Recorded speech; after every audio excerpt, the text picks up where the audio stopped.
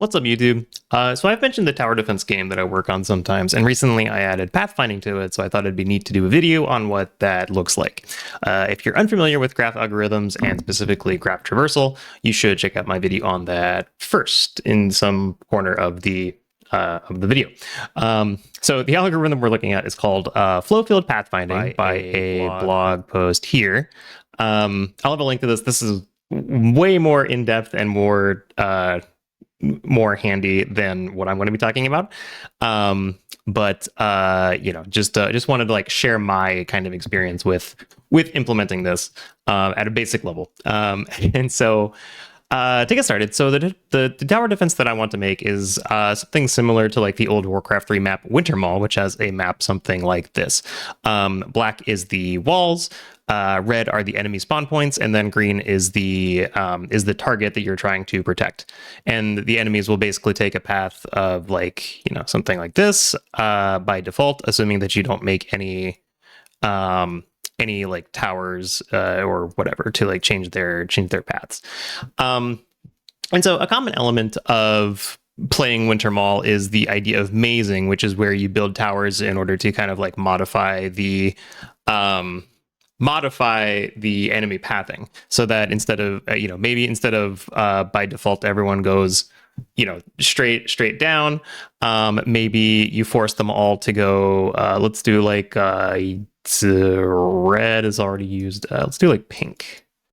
You force them instead to like go in this direction or something by like building, like walling this off, and then having like some kind of like very basic like maze thing here made of towers. And basically you do this so that you can maximize the distance that the enemies have to travel near your towers, and so then they take as much damage from your towers as possible. And so because there are a lot of enemies that spawn for each wave and the target is always the same point, flow field pathfinding works well in this case, since you only have to recompute the flow field when a new tower is added. And with good optimizations, you can cut the number of calculations required for that dramatically, possibly even to zero, besides the optimization checks. And the way that it basically works is you traverse the graph with, let's make a new thing. So you have let's make a really crappy grid here. So you start from like, for example, this node is like the target, and then with breadth first search you go outwards to all of the adjacent nodes. Depending on if you want to do like diagonals as well, then you can also do that. But then basically these nodes go onto a queue, and then you do like the cost assignment for each of these nodes, and then also include the direction that it needs to go in order to get to the target. So in this case, like the one on the left, this direction has to go right, and then like, top has to go down, right has to go left, and so on. And so then at the end of this, once you've exhausted all of the accessible nodes on the map, then you have your flow field. One thing to note is that I haven't implemented like multiple tile types in my tower defense yet. And so everything just has a cost of 1. So I basically just have to do breadth first search. If you need to add cost, tile costs specifically, then you would probably have to do something like Dijkstra's algorithm. But if you just have a single tile cost, a universal tile cost, then breadth first search will get you that pretty much implicitly. And then at the end, you have a flow field. Every node tells you what direction to go in to get closer to the goal. Now, of course, we also want to be able to update as we place towers, and so let's assume that we like fill this in and we have a tower now. So then we have to do the process again, and it would look something like this. Would still have a thing of 2, but now in order to get to this node, for example, we can't just go straight through. We can't just go straight through here. We have to go, like this way or something. And so then we would get, this one has a cost of 3, and then ultimately this node now takes 4 traversals to get to. And so what you can do is whenever you place a tower, you can just have like a flag or something called like dirty, whatever your choice of words you prefer. It feels weird to call something dirty in a game logic, but that's also common. So you have some kind of flag, and then in your main loop, if that flag is true, then you would recalculate the flow field and then reset the flag afterwards. For larger maps, you can limit how much of the field you recalculate on every tick in order to maintain frame rates. And then there's like some other ways you can optimize this further. You could have like, if we had like, a big map of, like, let's just assume that this is like a billion or whatever. Then what you could do is you could do something where you like segment it off into like, every like you make squares basically of some size that subdivide your map. And then you use those as like, you would mark those as dirty and in need of like recomputation. And then you would just like recompute the field for this, for that sector, as well as any sectors that it requires to get to the goal. So like, let's say the goal is, let's do green, like over here.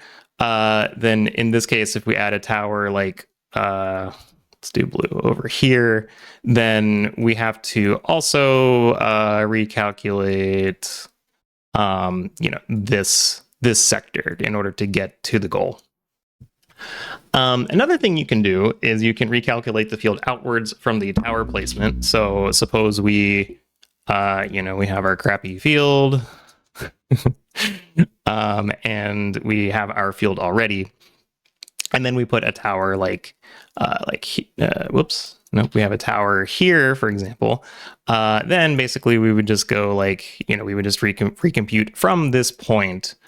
And then only like, we just keep doing this until the field no longer changes. Like if the cost is the same after, like even after doing this for a particular node, then we just don't add it to the thing. I haven't implemented these optimizations, but they're just the thing that you could do. And then kind of another thing that I was thinking about is like, if you have very abstractly, you have like your spawn point and then your target. And then in this case, right, the path that they have to take is basically just a straight line. But then what if you put a tower right here? That's kind of hard to see, so we'll make it a darker green. Oh, everything's gone. Oh, weird. Okay, I don't know what happened. But yeah, so like let's say we put a tower right here. Then what sort of happens graph-wise is we would end up with kind of two turning points that are produced from that tower placement.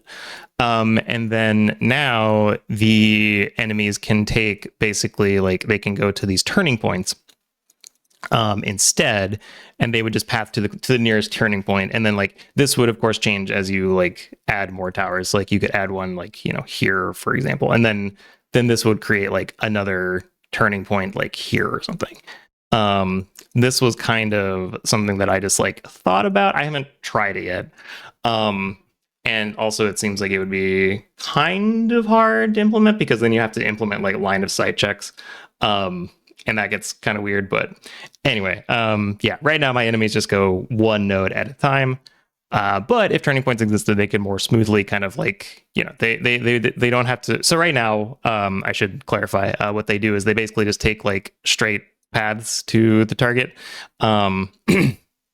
Like they navigate pretty much just like, one tile at a time. So, this would be kind of cool. This would be more like how it is in Warcraft 3. If I could do something like this, but anyway, so then let's look at a little bit of code, shall we?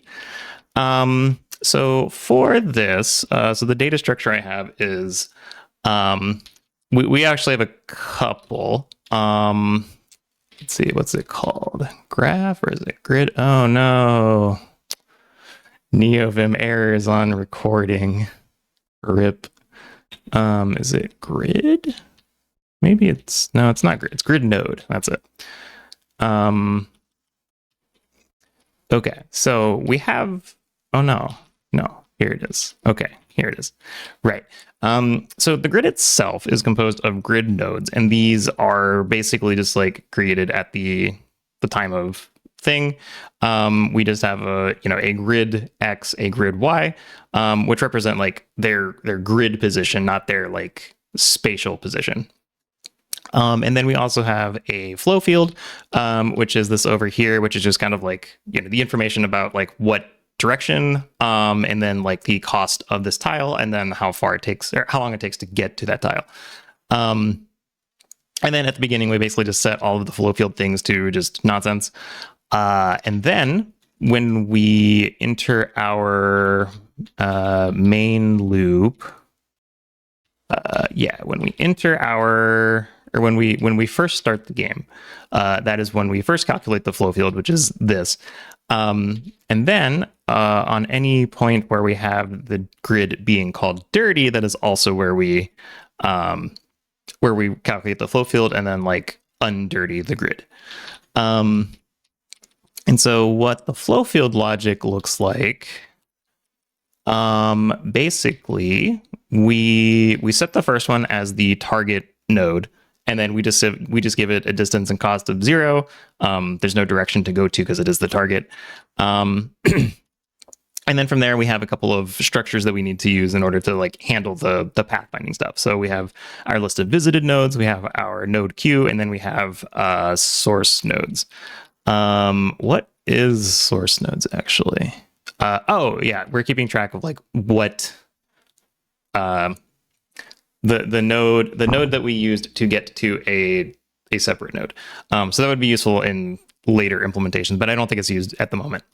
And then basically we just take, the surrounding nodes. So we subtract X, we subtract one from each from X and Y.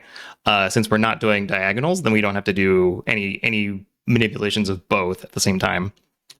And then a little bit of conversion because my implementation of the graph is poopy. And then we have just some basic checks of like, as long as the as long as we're not going we're not going out of bounds of the array, and the north node or whatever node has not been visited. Right. This is a Boolean array of the size of the grid. Also, another thing, the grid is stored as a 1D array, which I don't think is like a huge performance improvement, but it is an improvement, theoretically. So I should benchmark that and make a video on it. But anyway, so we check the visited nodes to see if the north node is in it, and then if not, then we also check that it does not have an occupant or a tower is not in that grid node. And then from there, then we just do some of the basic things here. So we put this node on the queue, which means that we will like use it as the current node eventually. We set its source node to the current node because that's where we're coming from. And then we also check that the what do we do? We set the flow field stuff. So we give it a cost of 1. We give it a distance of current distance plus 1, and then set the direction to down. This can all be refactored, by the way. I just have not done that yet, because it was easier to get it, or I got it working and then I would just stop thinking about it for now. So I will refactor this eventually, but anyway. And then we also make sure that we set the north node as something that we have visited, so we do not add it to the node queue in the future. And then we just do that for each of the different nodes. And then we also say that this current node has been visited, which I don't think is necessary, but anyway, I'll try that later. But yeah, so then at the end, we just set the current node equal to whatever's in front of the node queue, and then we pop that off. This is basically popping off of the queue. And then for debugging purposes, I have a couple of things here. We'll take a look at this in a moment. But yeah, so then what it looks like basically. So this is the game, Dower Defense. It's very not a game yet. But as you can see, we have enemies slowly moving towards the target. They eventually get there and deal some damage to me, which is represented in the hit points going down. And then we can add towers, and then the towers will make the enemy like move in a different direction. And then I have a couple of like debug things set up so we can see the grid itself. And then we can also see like the direction that the enemy should take once they get to a certain part of the grid. We can also see the costs of each of these, but I don't know if this is like as instructive at the moment because we don't have tile types. But yeah, so then here we can see like, you know, we can more or less like, you know, manipulate them to go a certain path. Right now, the winning strategy is just to kind of make like a, you know, like figure out which path they're going and then like make a line of towers all the way. And then that gets you pretty far. But also this is not a serious game. So, it's not yet a serious game, I should say. Made a crappy M. But yeah, so that is Flowfield Pathfinding. And this was 16 minutes, Jesus. Anyway, so right. Also, I guess one thing I have been doing in addition to this, I've been playing a tower defense roguelike recently called Gnomes that does not do smooth pathing with like the turning point thing that I talked about. It kind of just does basically the same thing, but it's like even less smooth. So mine does do like a little bit of smoothing to get to the center of the next node, which is really only important at the beginning whenever it's like spawns at, you know, some place that's not on the center of a node. And then from there it goes towards like the center of the next node. But yeah, it would be, you know, maybe it's also not necessary because this game that I've been playing does not do that. So yeah, I hope this was instructive and useful and cool. And yeah, thanks for watching. If you liked, please, you know, comment, like, subscribe, and all that stuff. And thanks for watching. Hope you have a good one.